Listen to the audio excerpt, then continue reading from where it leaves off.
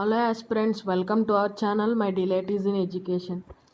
Today we are going to discuss the 10th July 2021 The Hindu News Analysis in Telugu. Without any delay, we move to the first article. Terrain facilities will affect elimination in Jammu and Kashmir, says Election Commission India. This article comes under GS paper 2 regarding polity.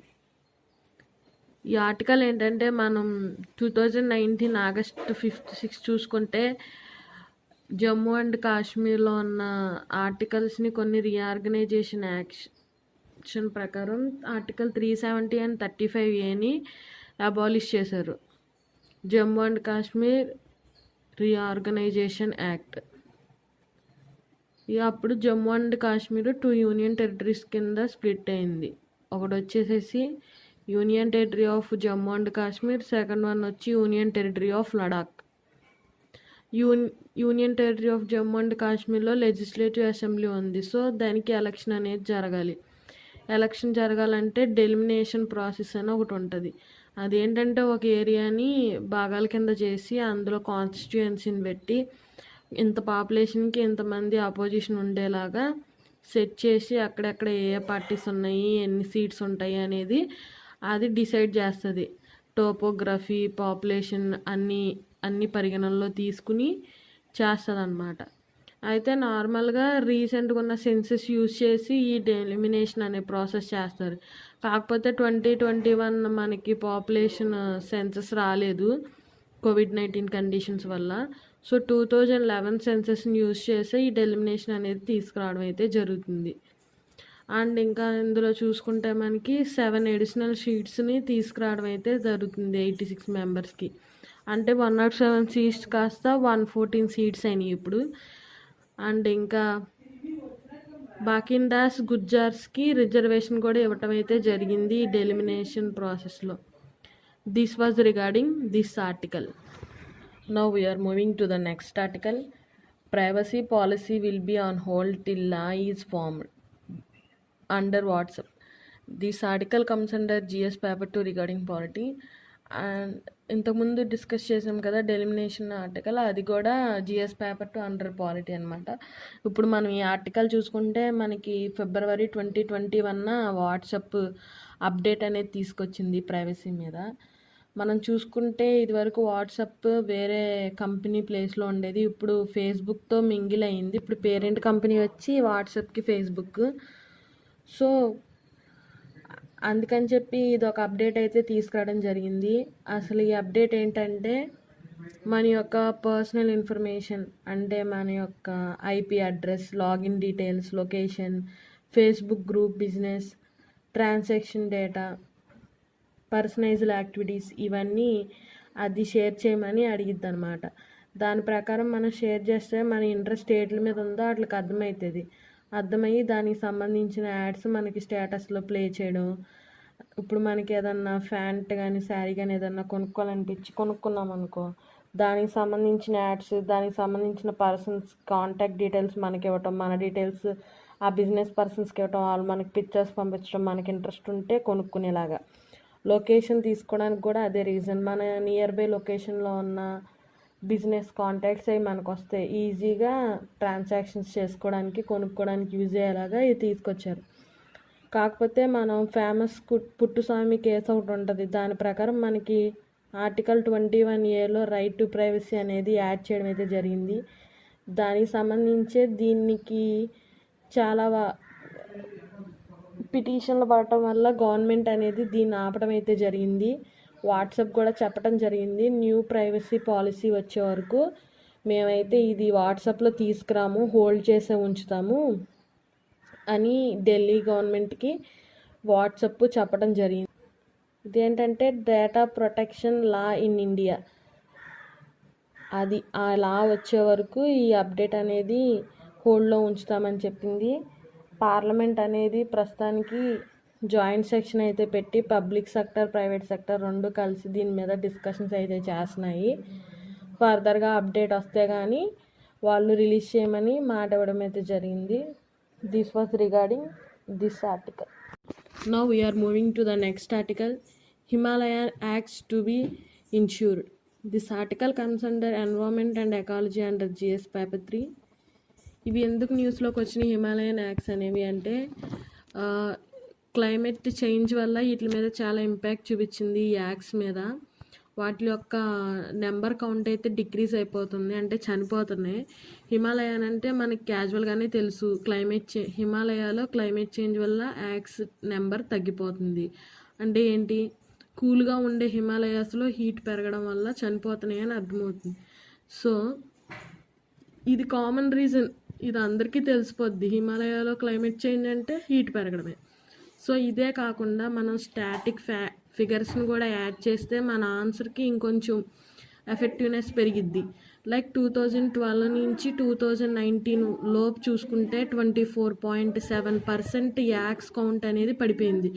So ఇలాంటి ప్రూఫ్స్తో generalise answer కాకుండా కొంచెం matured answer లాగా మనం stats కూడా use చేస్తే మనకి ఆన్సర్లో బాగుంటుంది. So 2012 నుంచి 2019 గ్రాఫ్ చూసుకుంటే మనకి 24.7% అనేది డిక్రీజ్ అయిపోయి చనిపోతున్నాయి. సో దానికి సంబంధించి ఆ యాక్స్ యజమానులు ఎవరైతే ఉన్నారో వాళ్ళకి బెనిఫిట్ ఉండేలాగా ఈ యాక్స్ మీద ఇన్సూరెన్స్ పెట్టాలని చెప్పి డిసైడ్ అయ్యారు. దానికి సంబంధించే ఈ నేషనల్ ఇన్సూరెన్స్ కంపెనీతో west Kameng district in Arunachal Pradesh వచ్చి నేషనల్ ఇన్సూరెన్స్ కంపెనీతో టైఅప్ అయింది ఈ యాక్స్ ఇన్సూరెన్స్ గురించి. అందుకే ఈ ఆర్టికల్ మనకి ఈరోజు న్యూస్లో రావడం అయితే జరిగింది. This was regarding this article. Now we're moving to the next article. Judges should not act like emperors. This article comes under GS paper 2 polity says supreme court. ఇదేంటంటే మనకి ఈరోజు ఆర్టికల్స్ అన్నీ మ్యాక్సిమం పాలిటీ నుంచే ఉన్నాయి.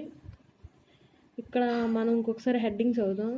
Judges should not act like emperors says supreme court. Supreme court వచ్చి high court జడ్జెస్కి warn ఇవ్వడం అయితే జరిగింది, ఎంపరర్స్ కింద యాక్ట్ చేయకండి అని. ఎందుకంటే మనం ఇప్పుడు చూసుకుంటే మన ఆర్గనైజేషన్స్లో సపరేషన్ ఆఫ్ పవర్స్ ఉంటుంది. లైక్ లెజిస్లేటివ్, ఎగ్జిక్యూటివ్, జ్యుడిషియరీ అని. లెజిస్లేటివ్లో వచ్చి లాస్ మేక్ చేస్తారు, ఎగ్జిక్యూటివ్లో వచ్చి వాటిని ఇంప్లిమెంటేషన్ చేస్తారు, జ్యుడిషియరీ వచ్చి ఆ మేక్ చేసిన లాస్ కాన్స్టిట్యూషన్కి అనుగుణంగా ఉన్నాయా అన్కాన్స్టిట్యూషనల్గా ఉన్నాయో చూసి దాని మీద జ్యుడిషియల్ రివ్యూ పెట్టి అట్ల నుంచి అలా తీసేయాలనేది మనకి జ్యుడిషియల్లో ఉంటుంది. సో దానికి సంబంధించి ఇక్కడ మనకి చెక్ అండ్ బ్యాలెన్స్ అని ఉంటుంది. లైక్ ఇప్పుడు లెజిస్లేటివ్లో ఏదన్నా లా మేక్ చేస్తారు, అది అన్కాన్స్టిట్యూషనల్ ఉంటే క్వశ్చన్ అవర్లో క్వశ్చన్ చేసి దాన్ని తీసేయడం, లేకపోతే జ్యుడిషియల్ దాని మీద రివ్యూ పెట్టి తీసేయడం చేస్తుంది. ఇప్పుడు ఎగ్జిక్యూటివ్ ఇంప్లిమెంట్ చేస్తుంది అనుకో, అది కరెక్ట్గా చేస్తుందా లేదా, కరెక్ట్గా చేయకపోతే జ్యుడిషియల్ రివ్యూ చేస్తుంది. అదే చెక్ అండ్ బ్యాలెన్స్. దాన్ని మిస్యూజ్ చేసేలాగా ఇప్పుడు అలహాబాద్ హైకోర్టులో ఒక విషయం అయితే జరిగింది. రీసెంట్గా గవర్నమెంట్ అఫీషియల్స్ మీద చాలా సమన్స్ పెట్టి వాళ్ళని ఏ టైంలో పడితే ఆ టైంలో పిలిచి వాళ్ళ మీద ఇన్వెస్టిగేషన్, ఈ క్వశ్చనింగ్ ఇవన్నీ చేసింది అలహాబాద్ హైకోర్టు. దానికి సంబంధించి సుప్రీంకోర్టు కొన్ని గైడ్లైన్స్లు తీసుకొచ్చింది. మీకు నచ్చినప్పుడు వాళ్ళని పిలిచి అన్నెసెసరీగా వాళ్ళకి సమన్స్ పంపించి క్వశ్చనింగ్ చేయడం అనేది కరెక్ట్ కాదు అని చెప్పడం అయితే జరిగింది. అదేంటంటే సెక్రటరీ ఆఫ్ మెడికల్ హెల్త్ అనే secretary of medical health government official మీద రీసెంట్గా సమన్స్ అయితే జరిగినాయి. దానికి సంబంధించి సుప్రీంకోర్టులో పిటిషన్ పెట్టడం అయితే జరిగింది. అపీల్ పెట్టారు సుప్రీంకోర్టు. ఇదేంటంటే రీసెంట్గా సెక్రటరీ ఆఫ్ మెడికల్ హెల్త్ అతని మీద సమన్స్ పెట్టడం అయితే జరిగింది. దానికి సంబంధించి సుప్రీంకోర్టుకి అపీల్ అయ్యారు. దానికి సంబంధించి సుప్రీంకోర్టు హైకోర్ట్స్కి చెప్పింది, ఎంప్రెస్ లాగా యాక్ట్ చేయొద్దు, ఈ check and balance between judicial and executive crossing లైన్స్ని దాటడం అనేది హ్యూమిలేటింగ్గా ఉంటుంది అని చెప్పి చెప్పడం జరిగింది. This was regarding this article. Now we're moving to the next article. 2 cases of COVID Kappa variant found in UP, Uttar Pradesh. This article comes under both Science and Technology and Health under GS Paper 3 and GS Paper 2. ఇదేంటంటే genome sequencing. మనం already last ఒక ఆర్టికల్లో చదువుకోవడం అనేది జరిగింది. Next వచ్చే samples అన్నిటిని genome sequencing చేస్తే అందులో ఏ వేరియంట్ ఉందో తెలుసుకుంటే దాన్ని బట్టి ట్రీట్మెంట్ ఇవ్వడం బెటర్ అని చెప్పి genome sequencing వాడాలనుకున్నారు.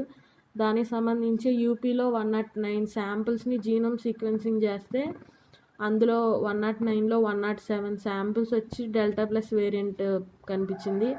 And 2 శాంపిల్స్లో Kappa variant అనేది రావటం జరిగింది. యూపీలో ఇవి 2 కొత్తగా వచ్చినాయి ఇప్పుడు. అయితే ఈ కప్పా వేరియంట్ యొక్క స్పెసిఫికేషన్ చూసుకుంటే మనకి it was one among the sublineages of lineage of B.1.617 and దీన్ని B.1.617.1 అని అంటారు. ఇది మెయిన్గా ఈ 484Q మ్యుటేషన్ని క్యారీ చేయడం అయితే జరిగిద్ది. మనం చూసుకుంటుంటే ఈ white fungus, yellow fungus, black fungus, delta plus variant, delta variant, ఈ సార్స్ ఇవన్నీ చూస్తుంటే కరోనా వైరస్ గ్రీక్ లాంగ్వేజ్ నేర్చుకుంటున్నట్టుంది. ఇప్పుడు కప్పా వేరియంట్ అంటే నెక్స్ట్ ఏం వస్తుందో మరి చూద్దాం. This was regarding this article. Now we're moving to the next article. US set to add more Chinese films to blacklist, say sources. This article comes under economy and IR. ఇదేంటంటే United స్టేట్లో ఉన్న commerce department వచ్చి 5 more Chinese కంపెనీస్ని black లిస్ట్లో పెడతామని announce చేయడం అయితే జరిగింది. దానికి సంబంధించి ఇప్పుడు ఇది న్యూస్లో రావడం అయితే జరిగింది. చూసుకుంటే మోర్ దెన్ 10 చైనీస్ కంపెనీస్ని బ్లాక్ లిస్ట్లో పెట్టడం అయితే జరిగింది. ఎగ్జాక్ట్గా చెప్పుకోవాలంటే 14 కంపెనీస్ని చైనీస్వి USA వచ్చి బ్లాక్ లిస్ట్లో పెట్టింది. ఏంటి బ్లాక్ లిస్ట్లో పెడితే ఏంటంటే ఏవైతే బ్లాక్ లిస్ట్లో ఉన్నాయో ఆ కంపెనీస్ ఏదన్నా ఎంటిటీస్ కానీ కంపెనీస్ కానీ ట్రాన్స్పోర్ట్ ఏదైనా చేసుకోవాలన్నా అమెరికా యొక్క పర్మిషన్ తీసుకుని చేయాలి. అలా కాకుండా చేశారంటే దానికి తగిన చర్యలు తీసుకుంటారు. సో జో బిడెన్ ఈ నిర్ణయం తీసుకోవడానికి కారణం ఏంటంటే చైనాలో ఫోర్స్డ్ లేబర్ అనేది చాలా పెరిగిపోతుంది. Like forced labour in Xinjiang provinces, forced labour in western regions like Uyghurs Muslims అనేవాళ్ళు చాలా ఎక్కువ ఉంటారు. వాళ్ళతో ఫోర్స్గా లేబర్ వర్క్ చేయించుకోవడం, dismantling freedom in Hong Kong, threatening poachers of Taiwan, ఇవన్నీ చాలా కాంట్రవర్సీస్ వాటి మీద ఉన్నాయి చైనా మీద. అందుకని చెప్పి ఫోర్స్డ్ లేబర్ ఉందని ఆ కంపెనీస్ని అది బ్లాక్ లిస్ట్లో పెట్టడం అయితే జరిగింది. This was regarding this article. Now we're moving to the next article, అన్డెడ్ section. This article comes under polity. ఇదేంటంటే మనం ఆల్రెడీ లాస్ట్ సెక్షన్లో చూసాము. Shreya Singhal versus union of government case 2015లో సెక్షన్ 66A అనే దాన్ని అబాలిష్ చేయడం అయితే జరిగింది. అన్కాన్స్టిట్యూషనల్గా ఉంది. ఫ్రీడమ్ ఆఫ్ స్పీచ్ అండ్ ఎక్స్ప్రెషన్ని వైలేట్ చేస్తుంది ఆర్టికల్ 19ని. అందుకని చెప్పి ఈ ఆర్టికల్ని తీసేయడం, ఈ సెక్షన్ని అబాలిష్ చేయడం అయితే జరిగింది. జరిగి 6 years అవుతున్నా కూడా ఇప్పటికీ దాని మీద కొన్ని వేల కేసెస్ని రిపోర్ట్ అయితే చేస్తున్నారు. మోర్ దెన్ 1000 కేసెస్ రిపోర్ట్ చేశారు. మోర్ దెన్ 400 కేసెస్ ఇంకా పెండింగ్లో ఉన్నాయి. సో దీనికి సంబంధించి కోర్ట్ ఏమని అంటుందంటే ఏవైతే ఇట్లాంటి చట్టాలని అమెండ్మెంట్ చేశారో, ఎట్లయితే అబాలిష్ చేశారో ఆ సెక్షన్స్ గురించి అప్డేట్స్ ఇస్తే ఇలాంటివి జరగవు అని చెప్పి ఆ మిస్కమ్యూనికేషన్ తగ్గించాలి అని ఈ ఆర్టికల్లో డిస్కస్ చేయడం అయితే జరిగింది. This was regarding this article. నా సమాచారం కనుక మీకు నచ్చినట్టయితే లైక్, షేర్ అండ్ సబ్స్క్రైబ్ చేయండి.